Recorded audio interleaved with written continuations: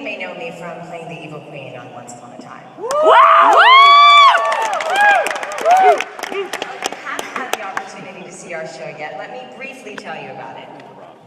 It all takes place in two opposing universes.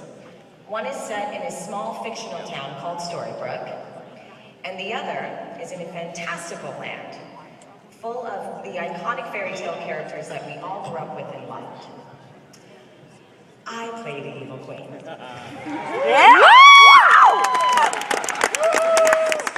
Everyone in the Enchanted Forest and sends all the fairy tale characters to Storybrooke, where time is stopped and all knowledge of their previous identity has been erased.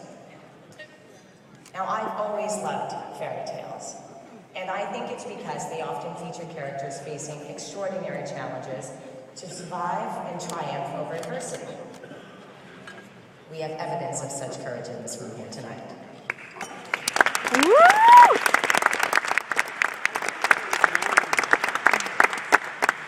The Evil Queen is a complicated character to play, but I instinctively knew that I had to discover who this character was at her core and why she became such an evil bitch. Now, yes, I get to wear the fabulous costumes and glorious makeup, but what makes my character tick underneath it all?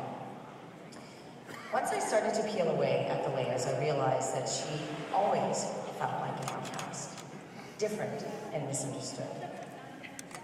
Now, trust me, I'm not saying that casting a curse on an entire kingdom and its citizens is the healthy way to handle these issues. However, I did find myself thinking of two individuals in particular who have overcome intolerance and hatred because of their difference. I grew up in a close, extended family, and I especially enjoyed being around my older cousin. He was smart, funny, and he looked like Patrick Swayze. Looking back, he was probably my first schoolgirl crush. Your cousin. When he was in his early 20s, he had a close friend named James, and eventually they became roommates.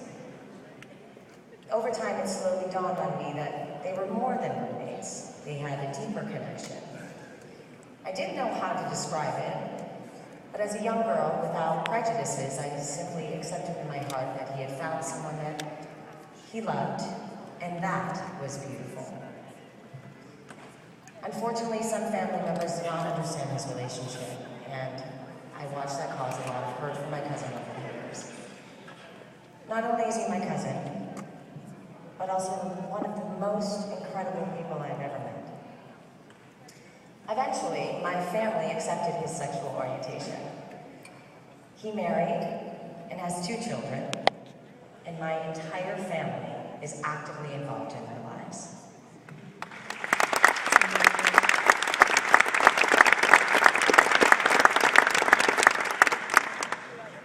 As children, when we witness a glimpse of love and affection, we usually don't question it or judge it, we accept it.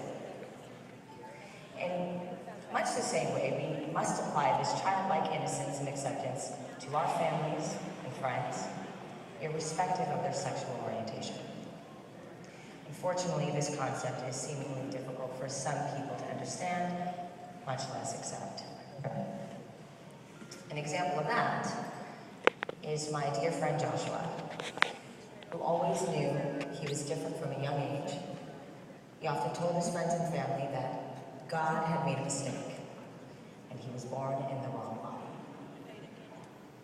He came out as a gay man at 14 years old in a small town of 4,000 people and had to change high schools because of life-threatening bullying. One night in his early 20s, while he was driving home from a gay bar, he was followed by 3 homophobic people and was driven into a ditch. Joshua found himself trapped inside the car, was pulled out, and then beaten. Luckily, Joshua managed to escape to safety. Today, Joshua has harnessed these challenges and experiences by being actively involved in raising awareness about gay youth suicide, bullying, and transphobia. He's a PhD student writing his thesis on the cultural specificities of gender and sexuality in order to raise awareness of queer subjects from a global perspective. He's currently producing a film on gay suicide entitled Whispers of Life with his husband Florian. It's actually shooting tomorrow, which we're all very excited about. Works on Once Upon a Time, and a lot of the cast members have supported them, given a lot of money towards making the film, and a lot of our crew has jumped on board to be a part of the filming, which is fantastic.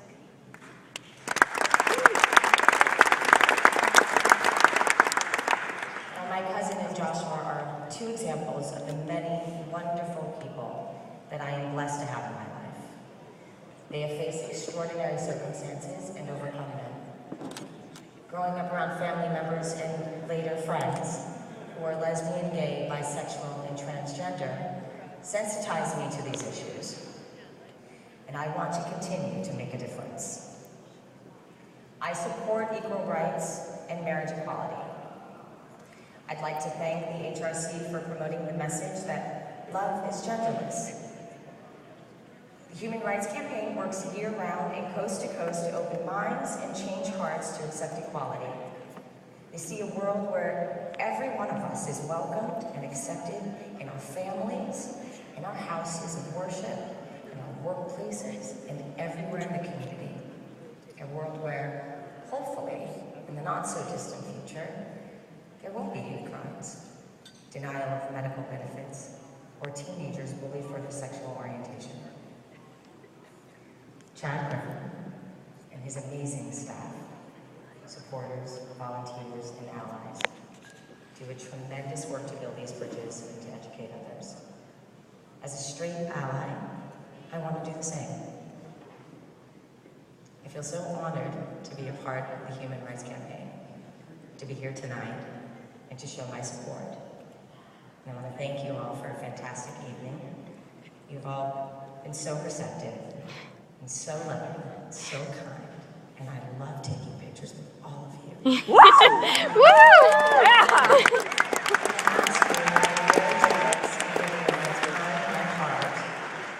And I'm here, I want to get to know you.